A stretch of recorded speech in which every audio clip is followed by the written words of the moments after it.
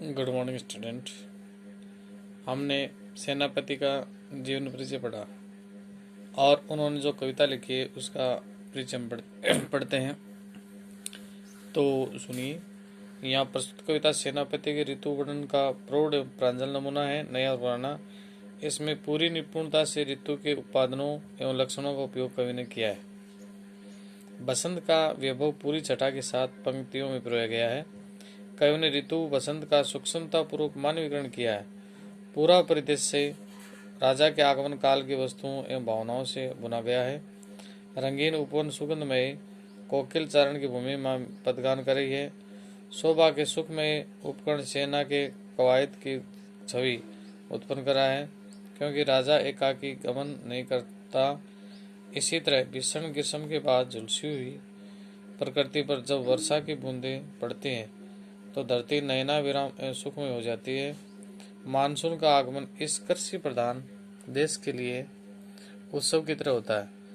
कवि ने डूबकर बरसात के ऋतु चक्र को आंखों के आगे साकार किया है। शीत ऋतु की आक्रमकता को सेनापति के आचरण में कवि ने वर्णित किया है। इस हमले ने पूरी प्रकृति को पराजित कर दिया है। बर्फीली हवा की चुंबन तीर के समान घातक है। सूरज का तेवर निस्तेज पड़ गया, फीका पड़ गया है। अलाव की आग यानी सिगड़ी या चूल्हे की आग है, उसको घेर करके जन समुदाय ठिठुर रहे हैं। देश समाज पर ऋतुओं के प्रभाव का इतना जीवन वर्णन ही सेनापति की कालजयी कविता है, यानी समय को जीतने वाली। अब उसका ऋतु बसंत ऋतु का वर्णन किया है। बरन बरन तरु फूले उपवन बन, सोई चतुरंग संग दल लही ये तू। तो इसमें ये बताया गया है कि बसंत ऋतु को ऋतुराज बताते हुए उसके आगमन पर प्रकृति के विभिन्न दृश्यों का वर्णन किया है। तो प्रकृति विभिन्न दृश्य क्या है?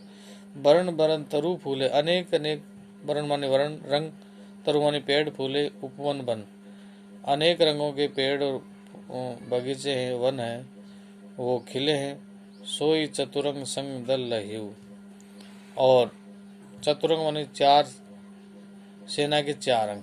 चतुरंग माने होता है सेना के चार अंग, जैसे हाथी, घोड़ा, रथ और पैदल सैनिक। चतुरंग संग दल लहिउ, लहिउ माने संग लिए। तो ये चारों सेना के दल हैं, उनके साथ में है। बंदी जिम बोलत बीरद वीर को खिला, बंदी जिम, बंदी माने यश गान करने वाले, जिम माने जैसे, बोलत माने बोलते हैं, बीरद माने यश, वीर कोकिल, कोकिल माने कोयल। तो इसमें बताया गया है कि जिस प्रकार कोयल कूकती है, यानी कोयल कूकती है, तो राजा बसंत ऋतु के गुण गायकों द्वारा उनके यश का वर्णन है। कोयल जब कूकती है तो ये मानते हैं कि राजा बसंत है, और उसका वर्णन उसके बंदी गुण गाने वाले, यशगान करने वाले हैं। गुंजत मधुप गान गुण गहियत गहियतु, गुंजत, गुंजत माने गूंजते हैं, मधुप माने भरमर, मधुप माने क्या होते हैं? भरमर, यानी फूलों पर भरमर गुंजार करते हैं या संगीत गाते हैं। और गहियतु है माने ग्रहण करते हैं। तो बसंत ऋतु में फूलों के ऊपर गुंजार करते हैं रहे भोरे संगीतकारों का रूप ग्रहण किए हैं। आवे आस पास पूपन की सुबह सोई, आवे माने आती है आस पास, पूपन माने पुष्प फूल की, सुबह माने सुगंध, सो माने है, तो आस पास से फूलों की सुगंध आती है और उससे दुगुना आनंद आता है।